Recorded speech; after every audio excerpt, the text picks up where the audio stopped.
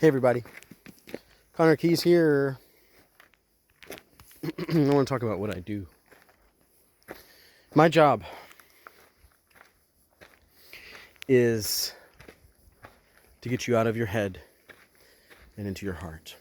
My job is to get you to a place of allowing yourself to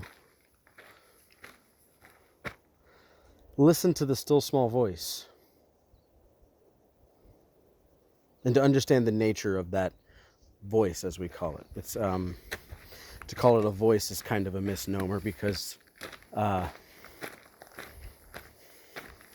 it's not necessarily always like it's speaking English, you know. There's a fallacy that I think a lot of people make in the work, and that is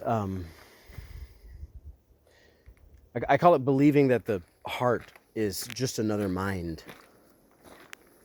Thinking that the heart is another mind. And it's not.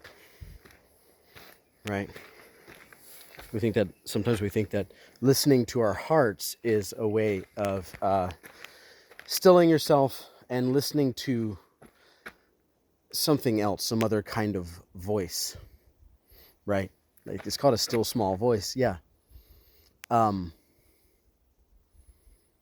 But that's not always the way that it's manifested in our lives, because often, especially if we consider the way that everything in life is an invitation.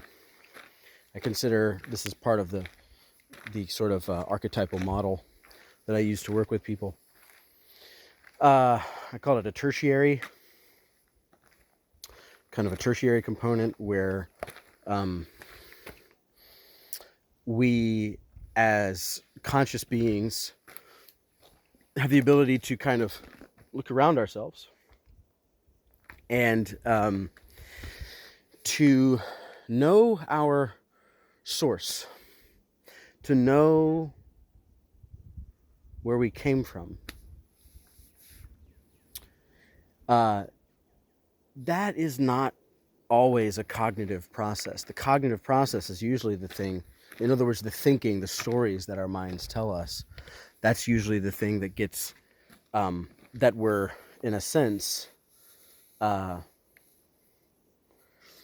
learning how to unwind.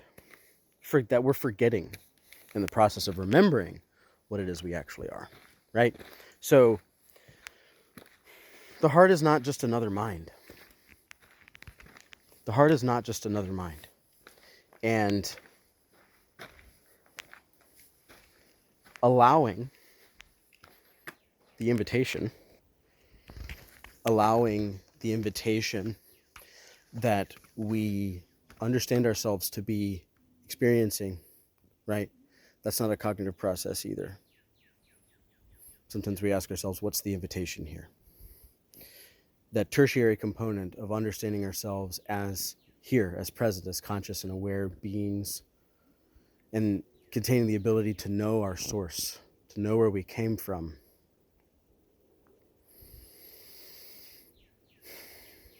It's kind of a way of forgetting the mind altogether and allowing experience itself to speak.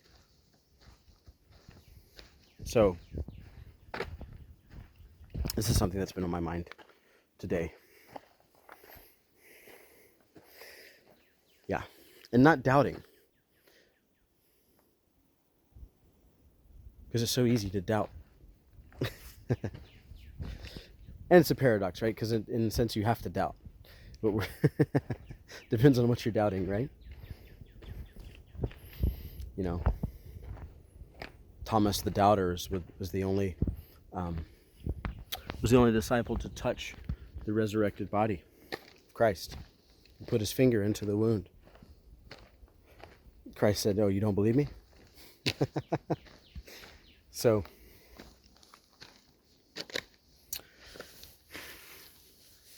just some thoughts for today. Sending you much love.